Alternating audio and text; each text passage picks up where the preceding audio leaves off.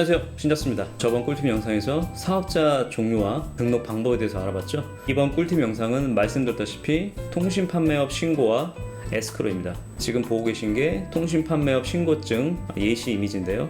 기본적으로 온라인에서 물건을 판매하고자 하시면 통신 판매업 신고는 필수입니다. 통신 판매와 에스크로는 두 개가 각각 분명히 다른 것이지만 이 둘은 밀접한 연관이 있기 때문에 같이 이번 꿀팁 영상에서 묶어서 설명드리도록 하겠습니다. 통신 판매업 신고를 하려면 에스크로가 먼저 필요한데요. 에스크로?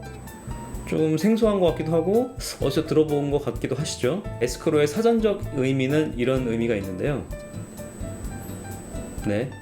간단히 말해서 매매 보호 서비스입니다. 요즘에는 좀 덜하지만 예전에만 해도 뉴스에 심심치 않게 인터넷 쇼핑몰에서 소비자들이 몇십억 피해를 봤다, 몇천 명이 몇억을 손해봤다, 이런 뉴스 아마 심심치 않게 보셨을 겁니다. 이런 상황이 반복되자 도입된 정책이 에스크로인데요. 에스크로가 없는 전통적인 구매 방식 어땠을까요? 판매자와 구매자가 한 사람 물건, 물물 교환을 하는 경우에는 교환할 물건을 가져오겠죠. 그리고 판매자가 물건을 가져옵니다. 그리고 만난 자리에서 각각 물건과 돈 이런 걸 확인하고 별 이상이 없으면 서로 교환하고 끝이죠. 근데 이건 너무 전통적인 방식이고 요즘 같은 세상에서 모든 물건을 살 때 저희가 가서 사는 건 아니니까요. 일반적으로 온라인 쇼핑의 경우는 판매자의 통장에 입금하거나 신용카드 결제를 하거나 방법이겠죠. 신용카드는 논외로 하고요. 현금일 경우에만 한번 생각을 해보겠습니다. 구매자가 판매자의 통장에 물품 대금을 입금합니다. 그러면 판매자는 물품 대금을 확인하고 구매자에게 물건을 보내고, 구매자는 물건을 잘 받았으면 수령을 하고, 여기서 이 거래가 끝이죠. 단 이것은 판매자가 믿을 만한 사람일 경우에만 성사되는 거래겠죠. 만약에 판매자가 나쁜 마음을 먹고 돈을 받은 다음에 물건을 보내지 않거나 물건을 보내도 다른 물건을 보낸다면 이때부터 좀 문제가 복잡해지죠. 흔히 예전에 인증샷이 많이 올라오던 중고나라에서 뭘 샀는데 벽돌이 왔다더라, 이런 뉴스 혹은 재밌는 글 많이 보셨을 겁니다. 저희 한번 웃고 넘길 수 있겠지만 이걸 당한 분은 피눈물 나겠죠. 이걸 보완하는 게 에스크로입니다. 에스크로는 뭐냐? 전통적인 판매 방식, 즉 구매자와 판매자 그리고 중간에 하나 더 끼게 됩니다. 이게 바로 에스크로 업체인데요. 에스크로 구매가 어떤 거냐면 구매자가 기존에는 판매자에게 직접 돈을 송금했습니다. 하지만 이제는 에스크로 업체에 돈을 송금합니다. 그러면 에스크로 업체는 그 돈을 가지고 있으면서 판매자에게 물품 발송 요청을 합니다. 구매자한테 돈 문제없이 받았으니까 당신은 이제 물건을 발송해. 그러면 판매자는 그걸 믿고 구매자에게 물건을 발송합니다. 만약에 구매자가 물건을 잘 받은 경우에 구매 확정이라는 걸 하고요. 구매 확정이 되면 에스크로 업체에서는 이 구매자가 문제없이 받았구나 라는 신호로 알고 판매자에게 돈을 송금해 줍니다. 단 이때 에스크로 업체도 자선업체는 아니니까 약간의 수수료를 제외한 나머지 금액을 송금해 줍니다. 근데 만약에 판매자가 사기를 칠 생각으로 물건을 보내지 않았거나 물건을 보냈는데 다른 물건을 보냈다, 그러면 구매자는 지급 정지 요청을 할 수가 있습니다. 에스크로 업체한테 물건 이상한 거 받았으니까 판매자한테 절대 돈 보내지 마, 이렇게 되면 에스크로는 그 돈을 가지고 있습니다. 이렇게 구매자가 좀 보호를 받을 수 있죠. 근데 앞서 설명드렸던 것처럼 에스크로는 매매 보호 시스템입니다. 그러니까 구매와 판매, 매매가 둘 다 보호가 되는 시스템이죠. 역으로 판매자 입장에서 생각을 해보면 나는 정상적으로 물건 보냈는데 구매자가 악의적으로 물건 못 받았어 혹은 다른 물건 받았어, 이런 식으로 조금 나쁜 행동을 할 수가 있잖아요. 이런 경우에도 판매자도 보호를 받을 수가 있습니다. 일반적으로 구매자가 구매 확정을 누르지 않은 경우에 15일이 지나면 자동적으로 돈이 입금이 됩니다. 그러니까 에스크로 업체에서 구매자가 15일 동안 아무 얘기가 없네, 그러면 적어도 크게 문제가 생기지 않았구나 라고 해서 바로 판매자에게 돈을 송금해 주고요.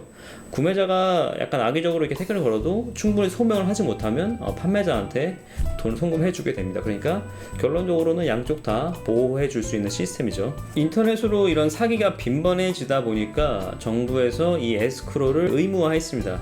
제가 처음에 인터넷 쇼핑몰 창업을 했을 때도 에스크로와 통신 판매업 신고라는 게 아예 없었어요. 근데 이렇게 좀 나쁜 사람들이 빈번하게 좀 사기를 치다 보니까 이게 약간 의무가 됐고요. 현재는 통신 판매업 신고를 안 하면 전자상거래 판매를 할 수가 없습니다. 그리고 예전에는 에스크로가 10만원 이상 거래에만 필수였어요. 근데 이게 법이 바뀌어서 제가 알기로는 지금 현재로서는 5만원 이상 거래에는 필수로 에스크로 서비스를 판매자가 실시를 해야 합니다. 구매하시려고 하는 사이트에서 에스크로 서비스가 되어 있지 않다, 그리고 5만원 이상인데도 에스크로 서비스가 선택이 불가능하다 라고 하면 이거는 뭐 충분히 신고를 할 수 있는 부분이긴 합니다. 앞서 설명드렸던 것처럼 에스크로를 먼저 설명드린 이유는 이 통신 판매업 신고를 하기 위해서는 이 에스크로가 필수이기 때문이죠. 에스크로가 가입되어 있지 않으면 통신 판매업 신고를 할 수가 없습니다. 에스크로 서비스에 가입이 되어 있다면 구매 안전 서비스 확인증이라는 걸 발급할 수가 있어요. 요게 있어야 통신 판매업 신고를 할 수가 있습니다. 즉 통신 판매업 신고를 하려면 사업자 등록증, 그 다음에 구매 안전 서비스 확인증, 이렇게 두 가지가 필요한 거죠. 저번 꿀팁 영상에서 저희가 사업자 등록증은 이미 만들었죠. 그러니까 이제 구매 안전 서비스 확인증만 있으면 통신 판매업 신고까지 할 수가 있습니다. 여기서 이제 두 가지 선택지가 생깁니다.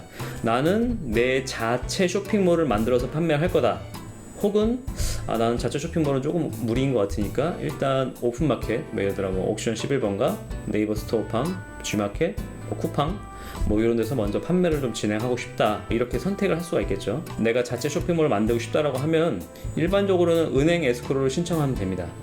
근데 후자, 옥션 11번가 G마켓처럼 오픈마켓에서 판매를 하고 싶다고 하시면 해당 마켓에 먼저 입점 신청을 하셔야 돼요. 그 입점 신청을 하시고 승인이 나면 그 해당 마켓에서 구매 안전 서비스 확인증을 발급을 해줍니다. 왜냐하면 그 마켓 자체가 에스크로 업체이기 때문이죠. 옥션에서 구매하실 때 옥션에다 결제하지 그 해당 판매자한테 결제 안 하시잖아요. 그러니까 옥션 자체가 에스크로 업체 역할을 하는 겁니다. 그래서 둘 중에 뭘 먼저 설명드릴까 했는데 아무래도 요즘에는 자체 쇼핑몰보다는 좀 오픈마켓으로 시작하시는 게 좀 많은 것 같아요. 뭐가 좋고 나쁘고는 없는 것 같습니다만, 그래서 요즘에 가장 많이 창업하시는 마켓 중에 하나인 네이버 스마트 스토어를 기준으로 설명을 드리겠습니다. 단 지금 제가 설명드린 거는 네이버 스마트 스토어에서 구매 안전 서비스 확인증을 출력하는 방법이고요. 만약에 네이버 스마트 스토어에서 이 구매 안전 서비스 확인증을 출력하고 싶다고 하시면 먼저 입점 신청을 하셔야겠죠. 입점 신청하시는 거는 지금 설명드릴까 했는데 나중에 제가 각 마켓별로 좀 설명을 드릴 거예요. 그때 좀 설명을 드리는 게 나을 것 같아서 그렇게 어렵지 않습니다. 네이버 스마트 스토어라고 네이버에서 검색하신 다음에 입점 신청하시면 아주 간단하게 가능합니다. 그래서 지금 설명드린 거는 입점 신청이 완료되었다는 전제 하에서 설명드린다는 점 참고 부탁드리겠습니다. 네이버 스마트 스토어에 로그인 하고요.